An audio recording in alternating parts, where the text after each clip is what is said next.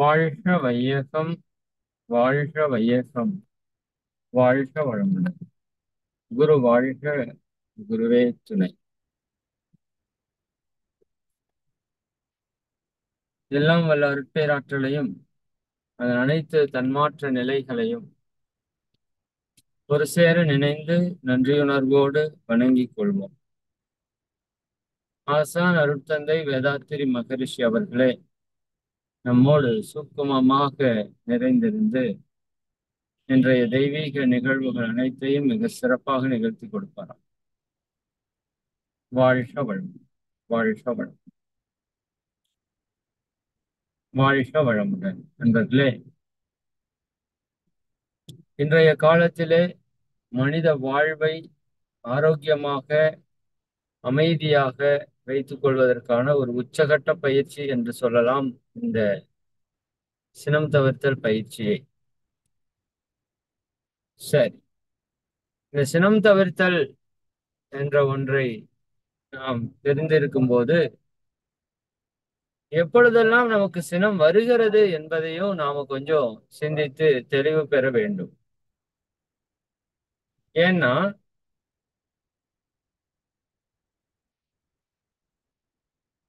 ஒரு நபருடைய செயல் நம்மை பாதிக்கின்றது என்றால் நாம கொஞ்சம் வீக்கா இருக்கோம் அப்படின்னு அர்த்தம். சரிங்களா? ஏன்னா வீக்கா இருக்கும்போதுதான் ஒருத்தருடைய செயல் நம்மளை பாதிக்கும். நாம ஸ்ட்ராங்கா இருந்தோம்னா அது நம்மளை பாதிக்காது. ஆக்சுவலா சாதாரண மனிதர்கள் எப்பவுமே வீக். அதனால யாராவது ஒரு வார்த்தை சொன்னா பாதிக்கப்பட்டுருவாங்க. புத்தர் அப்படி அல்ல. நாம் அந்த உதாரணத்துல கூட பார்த்தோம் இல்லையா? புத்தரிடம் ஒரு தெளிவு இருந்தது, ஒரு ஞானம் இருந்தது. இன்னொன்று, அவருடைய மனதிலே கோபம் என்ற உணர்வு இல்லை. கோபம் வருது அப்படின்னா எங்கிருந்து வருதுன்னா என்னோட மனசுல இருந்து வருது. அப்படித்தானே? கோபம் வருது அப்படின்னா எங்கிருந்து வருது? மனசுல இருந்து வருது.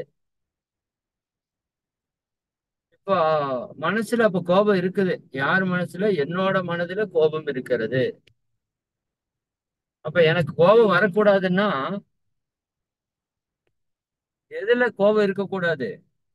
என்னுடைய மனதிலே கோபம் இருக்கக்கூடாது. கரெக்டா? அப்ப அந்த கோபம் என்ற உணர்வு நம்ம மனதிலே இல்லாமல் நாம் செய்து கொள்ள வேண்டும். அதற்கு தியானம் ஒன்றுதான் மிக அதிகப்படியான நன்மையை கொடுக்கக்கூடிய ஒரு செயல். தியானத்தின் மூலமாக நாம் விழிப்புணர்வு பெறும்போது அந்த விழிப்புணர்வு நமக்கு எதை கொடுக்கும்? சினம் வயப்படாத ஒரு தன்மையை நமக்கு கொடுக்கும். இன்னொன்று தத்துவ புரிதல். நான் நேற்று சொன்னது போல ஒவ்வொருவரும் ஒவ்வொரு இயல்பில் இருப்பார்கள். அது அவர்களுடைய இயல்பு. யாருடைய இயல்பையும் நம்மால் மாற்ற முடியாது. நாம் யாருடைய இயல்பையும் மாற்றுவதற்காக வரவில்லை. இன்னும் நம்முடைய இயல்பையே நம்மால் மாற்றிக்கொள்ள முடியவில்லை. இப்ப நம்மை நாமே ஏற்றுக்கொள்வது போல எல்லோரையும் நாம் அவர்கள் உள்ளது உள்ளபடி ஏற்றுக்கொள்வது ஞானம். இதில் கோபப்படுவதால் பிரயோஜனம் இல்லை.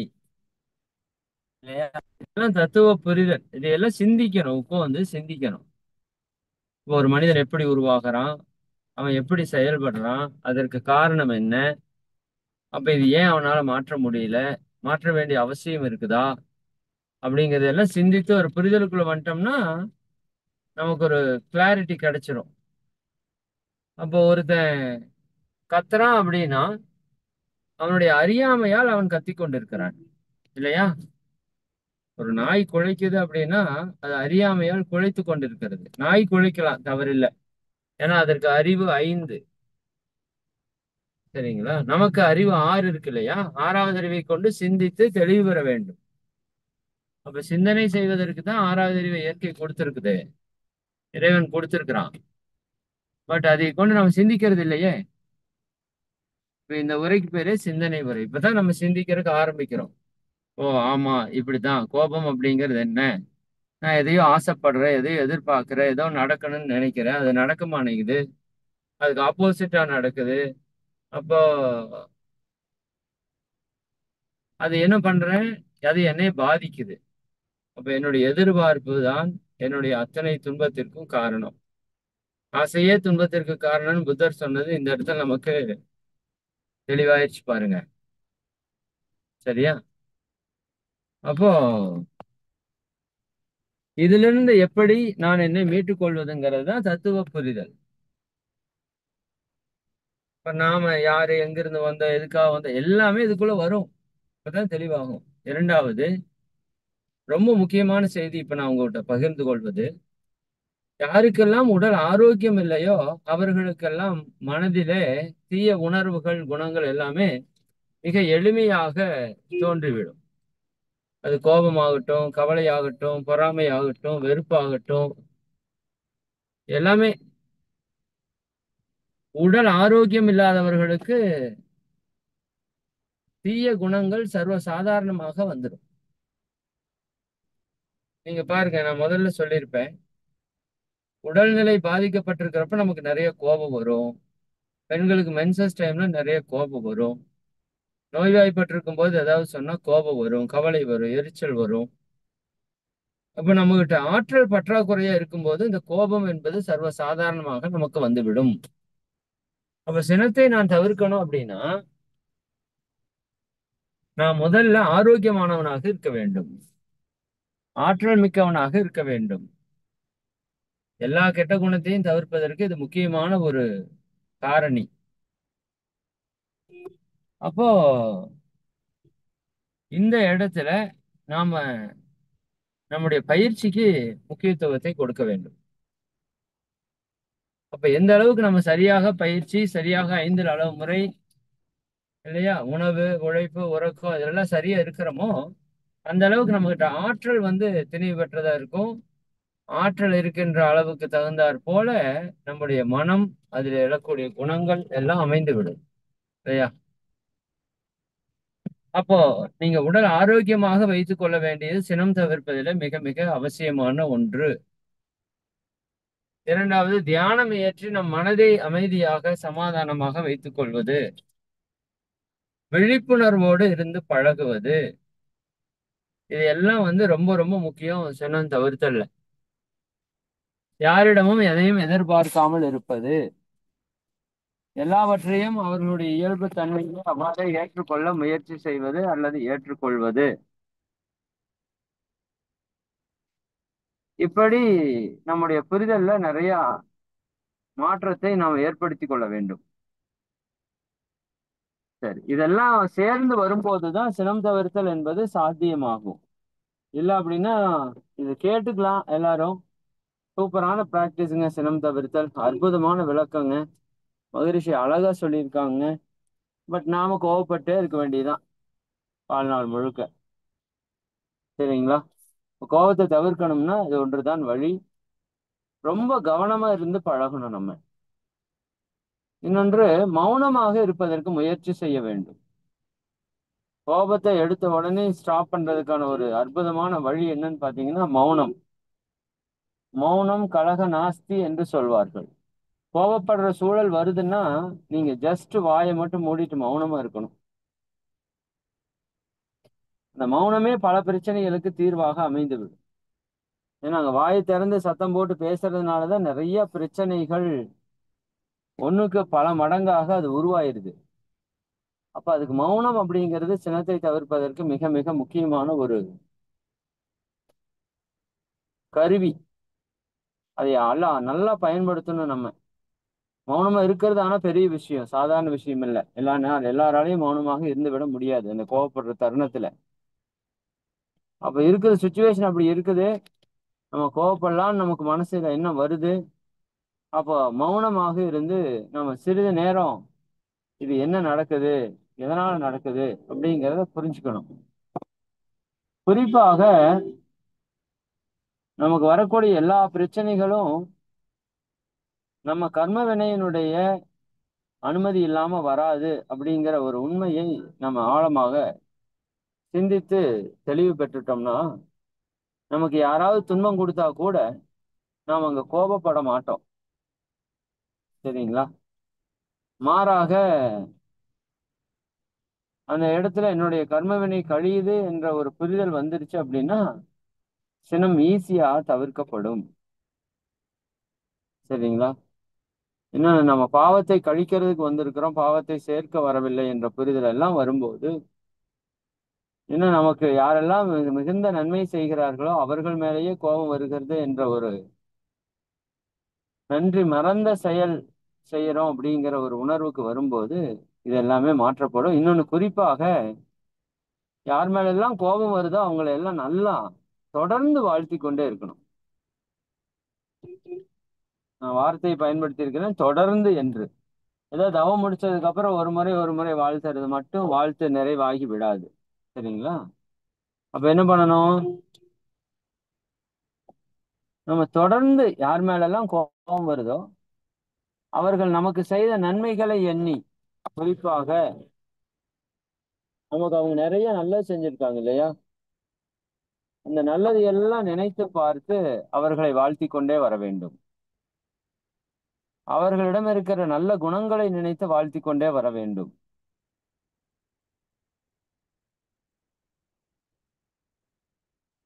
இது சினம் தவிர்ப்பதற்கு மிக மிக முக்கியமான ஒரு காரணியாக அமையுதுன்னு மகரிஷி ஆழமா சிந்திச்சு சொல்லியிருக்கிறாங்க. ஆத்மார்த்தமா அந்த வாழ்த்துக்களை கொடுக்க வேண்டும். சரி, நான் முக்கியமா ஃபைனலா சொல்ற விஷயம் என்னன்னா, சொன்ன விஷயத்துல எல்லாம் கருத்துல எடுத்துக்கொண்டு நீங்க சிந்திக்கணும். ஒரு நபரிடம் எங்கெங்கெல்லாம் சினம் வருது அப்படிங்கிறத நீங்க ஆழமாக சிந்தித்து, அப்ப இந்தந்த இடத்துல எல்லாம் சினம் வருது, அப்ப இதை நான் இப்படி நடந்துகிட்டதுனால இந்த மாதிரி விளைவு வந்தது, நான் இனிமேல் இப்படிதான் நடந்துக்குவேன் என்று நாம நேர்மறையான சங்கல்பங்களை ஆழமாக எடுக்க வேண்டும். அந்த சங்கல்பத்தின்படி நாம் நடப்பதற்கான ஒரு சூழல் இயற்கையில உருவாகும். நாம் விழிப்புணர்வோடு இருந்து அந்த சூழலை பயன்படுத்த வேண்டும். இதுல நான் ஒரு விஷயம் உங்களுக்கு சொல்றேன். அதாவது நாம கோபப்படுறட்டு ஒரு சில விஷயம் பண்ணுவோம். என்ன பண்ணுவோம்னா, யாரோ ஒருத்தர் தப்பு பண்ணியிருப்பாங்க, இது எல்லார் வீட்லயும் நடக்கிறது தான். நம்ம பேசாம விட்டுருவோம். அவங்க தப்பு பண்ணதற்கு ஒரு தண்டனை கொடுப்பதாக நம்ம என்ன பண்ணுவோம்னா அவங்க கூட பேச மாட்டோம்.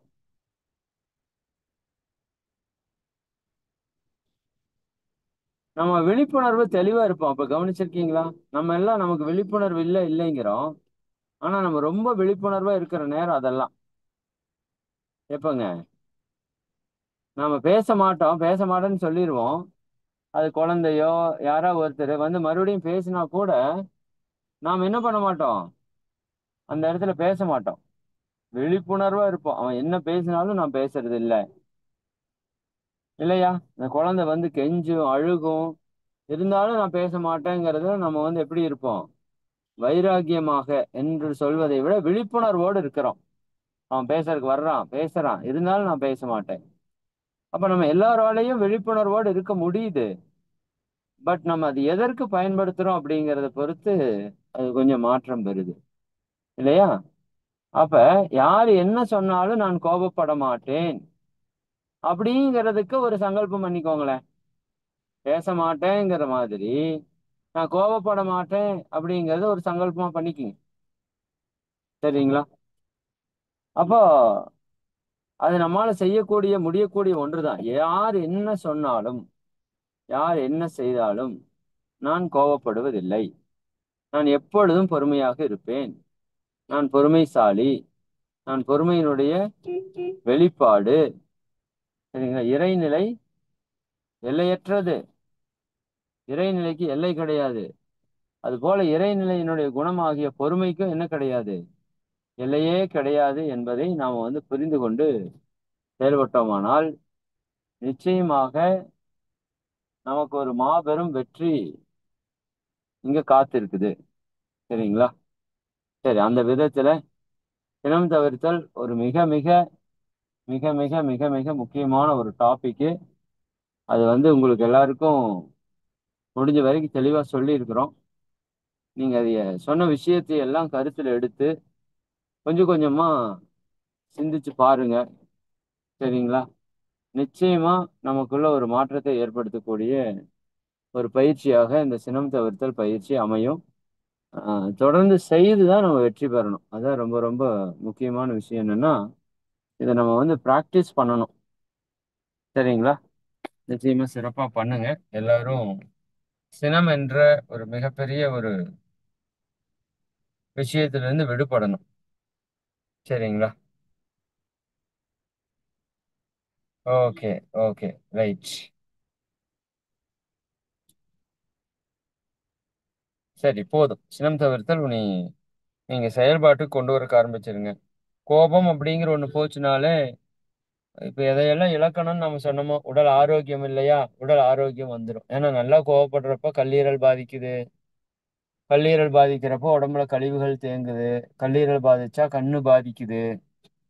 இல்லையா? கல்லீரல் பாதிச்சா உடம்பு வெப்பமாகுது. உடம்பு வெப்பமாச்சுன்னா உடம்புல கழிவு தேங்குது. கான்ஸ்டிபேஷன் வருது.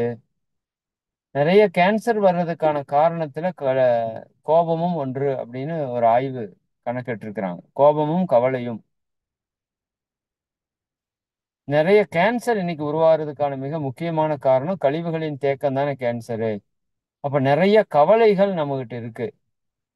நிறைய கோபங்கள் நமக்கு வருது. இல்லையா? அப்ப அந்த கவலை, கோபத்தினால் தான் நம்ம உடம்புல பல்வேறு நோய்களை நாம வந்து உருவாக்கி கொள்றோம். மனதில அமைதி இல்லாம போயிருது. குடும்ப உறவுகள்ல பாதிக்குது. இல்லையா? இவ்வளவு ஒரு மிக மோசமான ஒரு குணமாகிய இந்த சினத்தை நாம தவிர்த்து, சில இடத்துல நடிப்பு சினம் தேவைங்கிறத சொல்லியிருக்கிறேன்.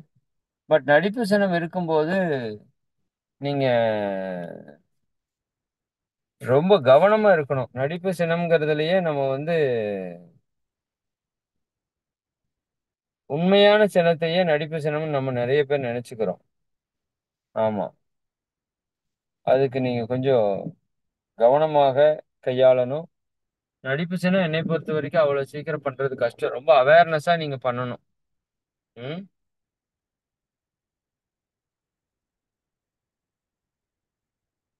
ஓகே. சரி. சினம் தவிர்த்தல் பயிற்சி வந்து சிறப்பா பண்ணுங்க. வெகுளாமை அப்படின்னு ஒரு அதிகாரமே வந்து திருக்குறள்ல திருவள்ளுவர் குடுத்திருப்பார். ம். அந்த குறள் அதிகாரத்த படிங்க. அதுல நெறைய நல்ல கவிகள் இருக்கு. நான் அன்னைக்கே சொன்னேன். இந்த "செல்லெடுத்து காப்பான் சினங்காப்பான், கல்லெடுத்து காக்கினேன் காவாக்காலேன்." நமக்கு எங்க சினம் செல்லுபடி ஆகும்னு கொஞ்சம் கவனிங்க. அங்க தான் நம்ம போய் சினத்த அதிகமா காமிப்போம். இல்லையா? செல்லாத இடத்துல நம்மால அதைய காக்க முடியாது. சரி, செல்லாத இடத்துல காட்ட முடியாது. இல்லையா? அதாவது நம்ம இந்த சினம் கோபப்படுற இடத்துல கோபத்த காட்ட முடியாத இடத்துல அது ஒரு நல்ல குறள் சொல்லுவார் வள்ளுவர். "செல்லா இடத்து சினம் தீது. செல்லிடத்தும் இல் அதனின் தீய பிற." அதாவது எந்த இடத்துல நம்ம கோபம் செல்லுபடி ஆகாதோ, அங்க நீங்க காமிச்சிட்டீங்கன்னா, அது உங்களுக்கே தீமை குடுக்கும். ஆனா, நீங்க எங்க செல்லுபடி ஆகுமோ, அந்த இடத்துல நீங்க அந்த கோபத்தை காமிச்சாலும், அது அதை விட மிகப்பெரிய தீமை உங்களுக்கு கொடுத்துரும். சரிங்களா? அதெல்லாம் ரொம்ப நம்ம கவனமா இருக்க வேண்டியது. "நகையும் உவகையும் கொள்ளும் சினத்தின் பகையும் உளவோ பிற" என்று சொல்வார் வள்ளுவர். முகமலர்ச்சியா இருக்கிற அந்த சந்தோஷம், புன்னகையையும், அகமலர்ச்சியாக வரக்கூடிய உவகை என்று சொல்வது, அகத்திலே எழக்கூடிய மகிழ்ச்சி. இந்த 2யும் கொள்ளக்கூடிய சினத்தை விட உனக்கு பகைவன் வேற யாராவது இருக்கானா? ம். ரொம்ப நம்ம இப்ப நெறைய பேருக்கு இந்த முகவாதம் இந்த சினத்தால் வருகிறதுன்னு கண்டுபிடிச்சிருக்காங்க. இதெல்லாம் நெறைய ரிசர்ச் இருக்கு அத பத்தின விஷயங்கள். முகவாதம், முகம் வந்து நமக்கு தேஜஸ் இல்லாம இருக்கிறதுக்கு காரணம் வந்து சினம் அப்படிங்கிறத தெளிவுபடுத்தியிருக்காங்க. ம். சினத்தை பொருளென்று கொன்றவன் கேடு நிலத்தரைந்தான் கைப்பிழையாதற்றுன்னு ஒரு குறள்.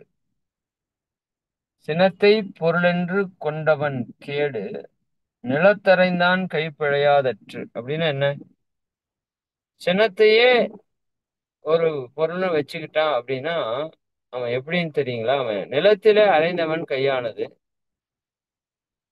எப்படி ஒரு அந்த துன்ப உணர்வுல இருந்து தப்பாதோ அது போல இல்லையா? நிலத்துல அடிச்சான் அப்படின்னா ஓங்கி அடிச்சா வேதனை யாருக்கு? நமக்கு தானே, கைக்கு தானே. அப்போ அந்த கோபத்தை குணமாக கொண்டவங்களுக்கும் வேதனை நமக்கு தான் அப்படிங்கிறத நம்ம சிந்திச்சோம்னா தெளிவு பெற்றுடலாம். அப்போ இதெல்லாம் சினத்தை பற்றி இன்னும் கொஞ்சம் நீங்க ஆழமா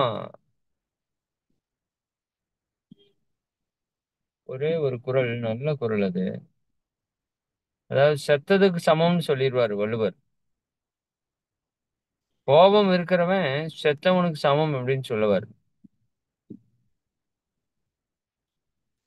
ஆஹ் இறந்தார் இறந்தார் அணையர் சினத்தை துறந்தார் துறந்தார் துணை அப்படின்னு ஒரு குறள். அதான் கடைசி குறள் நினைக்கிறேன் அதுல. இறந்தார் இறந்தார் அணையர் சினத்தை துறந்தார் துறந்தார் துணை. அதிகப்படியான கோபம் கொள்றவன் செத்ததுக்கு சமமானவன். சினத்தை அறவே துறந்தவன் துறவிக்கு சமமானவன். இந்த ரெண்டு தான் கான்செப்ட். சரிங்களா?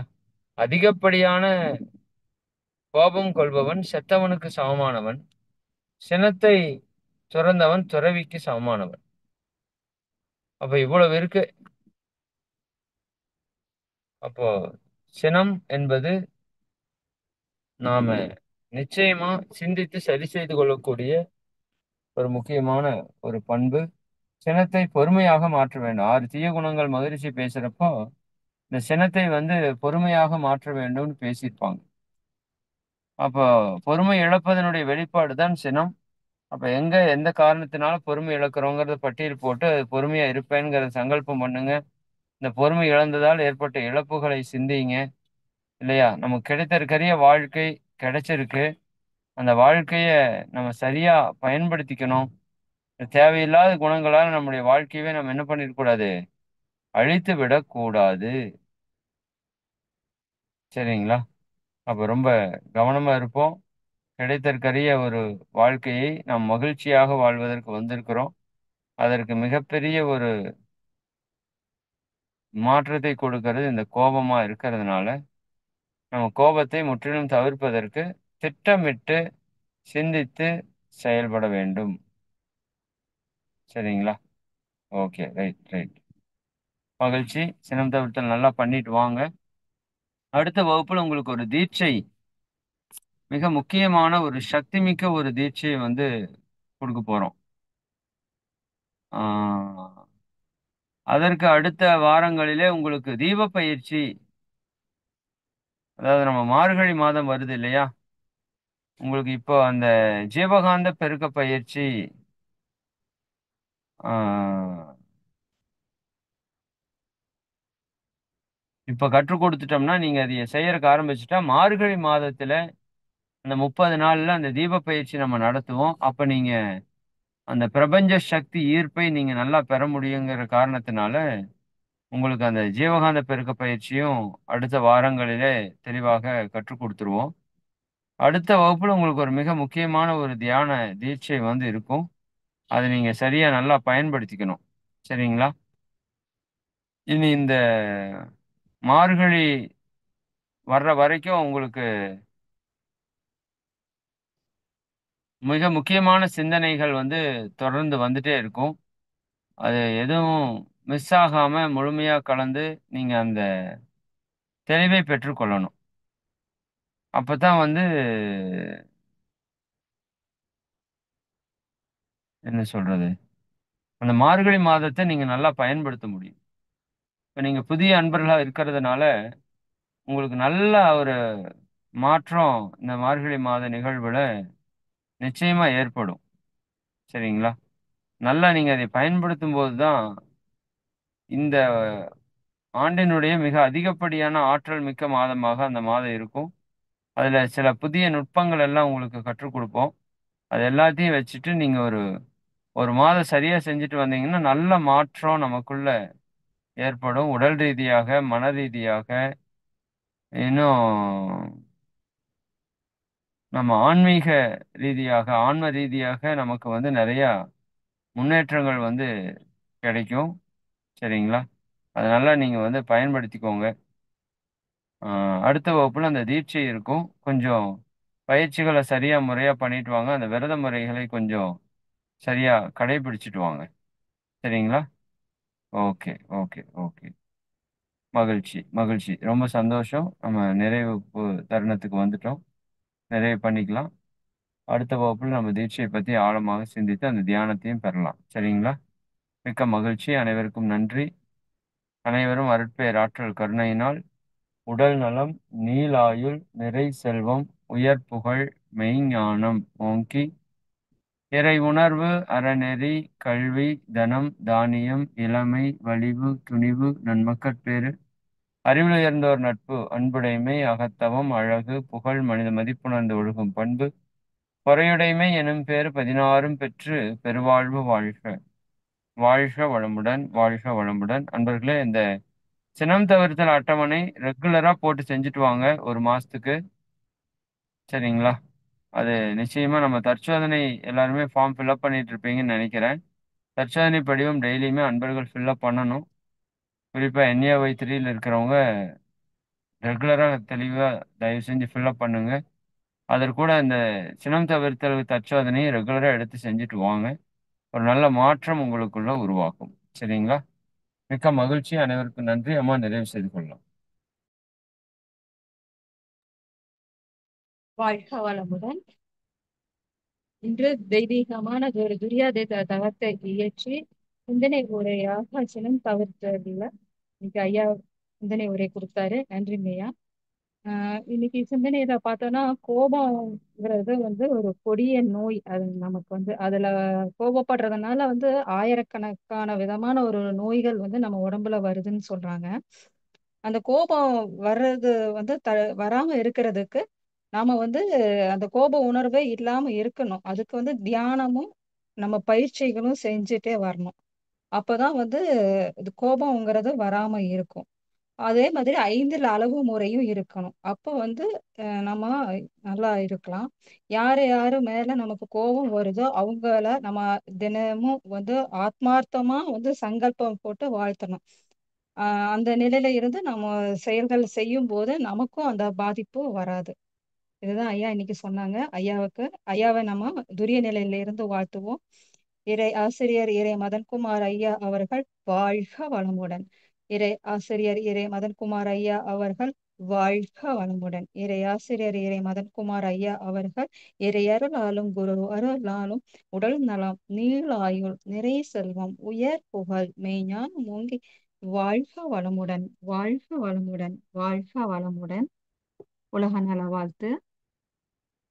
உலகமெல்லாம் பருவமழை ஒத்தபடி பெய்யட்டும், ஒத்தபடி பெய்யட்டும். உழவரெல்லாம் தானியத்தை உவப்புடனே பெருக்கட்டும், உவப்புடனே பெருக்கட்டும். பல தொழில்கள் புரிகின்ற பாட்டாளி உயரட்டும், பாட்டாளி உயரட்டும். பகுத்துணர்வில் தொகுத்துணர்வு பண்பாட்டை உயர்த்தட்டும், பண்பாட்டை உயர்த்தட்டும். கலகங்கள் போட்டி பகை கடந்தாட்சி நடக்கட்டும், கடந்தாட்சி நடக்கட்டும். கல்லாமை கடன் வறுமை கலங்கங்கள் மறையட்டும், கலங்கங்கள் மறையட்டும். நலவாழ்வை அளிக்கும் மெய்ஞான ஒளி வீசட்டும், மெய்ஞான ஒளி வீசட்டும். நம் கடமை அறவாழ்வின் நாட்டத்து சிறக்கட்டும், நம் கடமை அறவாழ்வின் நாட்டத்து சிறக்கட்டும். நம் கடமை அறவாழ்வின் நாட்டத்து சிறக்கட்டும். வாழ்க வையகம், வாழ்க வையகம், வாழ்க வளமுடன். இந்த நிகழ்ச்சியில் கலந்து கொண்ட இறை அன்பர்கள் அனைவருக்கும் நன்றிகள். இந்த நிகழ்ச்சியில் கலந்து கொண்டு அருட்சேவை செய்த அன்பர்களுக்கும் நன்றிகளும். வாழ்க வளமுடன் என்ற வாழ்த்துக்கள். அடுத்ததாக இறை ஆசிரியர் பயிற்சி செகண்ட் பேட்ச் நிகழ்வு நடக்க உள்ளது 12 மணிக்கு. நன்றி. வாழ்க வளமுடன், வாழ்க வளமுடன், வாழ்க வளமுடன்.